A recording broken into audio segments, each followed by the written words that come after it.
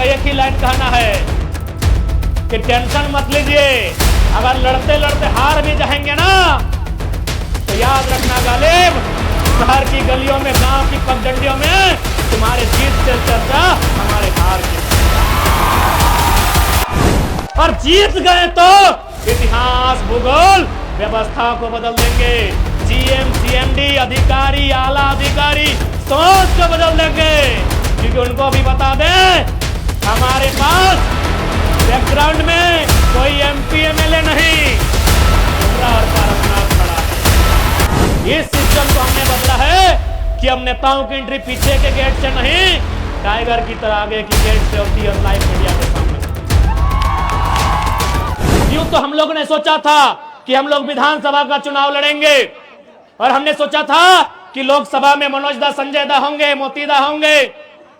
हमने सोचा था कि हम तो विधानसभा राज्य की चुनाव को लड़ेंगे, लेकिन हम ये भी सोचते हैं कि जब लोकसभा का चुनाव होगा, जब एक तरफ नरेंद्र मोदी की प्रचार होगी, एक तरफ राहुल गांधी का रैलियां होंगी, एक तरफ हमारे हेमंत बाबू, बाबूलाल जी, सुदेश जी की रैलियां होंगी, हमारे कार्यकर्ता निराश हो जाएंगे।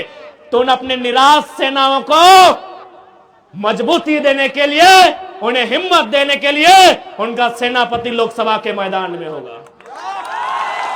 इस सिस्टम को हमने बदला है कि हम नेताओं की एंट्री पीछे के गेट से नहीं, टाइगर की तरह आगे की गेट से होती है, और लाइव मीडिया के सामने होती है। इसलिए आज ये समय की मांग है। बाकी यदि हम लोग को लीडर ही बनना था तो मैं आज फिर आपको बता रहा हूं, हमारे केंद्रीय कमेटी के वरीय साथी पदाधिकारी हैं, उन्होंने फिर आज कहा कि बड़ी पार्टी है, 2 सीट दे रही है लोकसभा चुनाव में। बड़ी पार्टी है, 2 सीट दे रही है लोकसभा चुनाव में। अगर नेता बनने का होता तो ले लेते,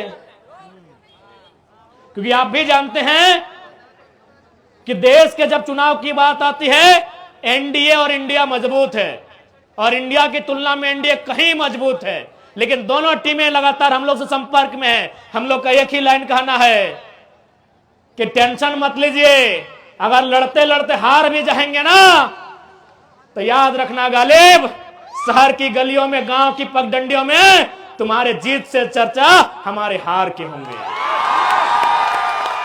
और जीत गए तो इतिहास, भूगोल, व्यवस्था को बदल देंगे। जीएम, सीएमडी, अधिकारी, आला अधिकारी सोच को बदल देंगे, क्योंकि उनको भी बता दें हमारे पास बैकग्राउंड में कोई एमपी एमएलए नहीं, झुमरा और पारसनाथ खड़ा है।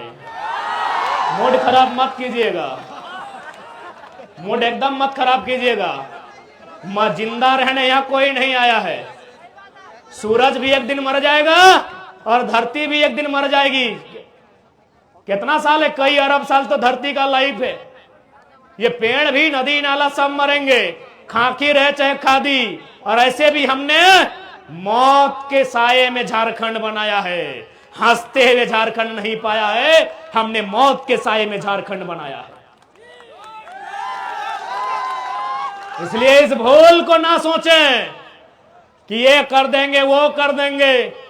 सुनिए, जो लोग ऐसा सोचते हैं उनको साफ संदेश देंगे, कुछ करना ही है तो सीधा कत्ल कीजिएगा, जिंदा रह गए तो बदला गिन गिन के लेंगे। अभी चरही में हम रात ठहरे थे, वहां एक साथी आए, बोले मेरे पिताजी का ब्रेन हेमरेज से डेथ हो गए। हम बोले कहे न, बोला सीओ की बेईमानी से एक छपरा का आदमी 60 एकड़ जमीन हम लोग का कब्जा कर लिया है। हम एक लाइन बोले, ये चरही का विषय है, आज 12वां है, जाके पता कर लीजिए कितना बेईमानी यहां होता है झारखंड में। कोई सुथरा नहीं है, तभी सुधार होगा जब सिस्टम सुधार होगा। 60 एकड़ जमीन अधिग्रहण हो जाता है। अब बताइए, छपरू पार का आदमी सीएनटी का जमीन कैसे पंजी 2 में चढ़ाया जी? वो आदमी ब्रेन हेमरेज से सोच सोच के मर जाता है। हम एक ही लाइन बोले, जिस जमीन के कारण बाप का जान गया है, अगर वास्तव में उसी बाप का खून बहता है तो जिसने कब्जा किया है चैन से नहीं रहना चाहिए, चैन से नहीं रहना चाहिए। बाप ऐसे तो मर रहे, अगर नहीं रहे तो बाप का वह सोच जिंदा रहना चाहिए। बाप भी जानता है कि जो जमीन है यह अचल संपत्ति है, दुनिया में सारी संपत्ति खत्म हो जाएगी, ये मोबाइल, ये पैसा कौड़ी, लेकिन अगर कहीं से इंसान की जरूरत पूरी होगी, अनाज से होगी, और खेत में उगाया जाता है। बताइए क्या अन्याय होता है हमारे साथ। बीडीओ की मिली भगत, सीओ की मिली भगत, एक आदमी, ये मामूली घटना नहीं है, ये तो अंग्रेजों से भी काला कानून है, ये तो अंग्रेजों से भी क्रूर व्यवस्था है कि एक आदमी अपनी ब्रेन हेमरेज से उसका जान चला जाता है, उसका जमीन जाने के कारण। आज 12वां है, पता कीजिए चरी में जाके,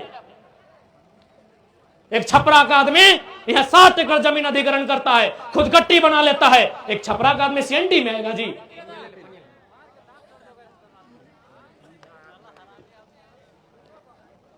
यह आज उसके साथ हुआ है।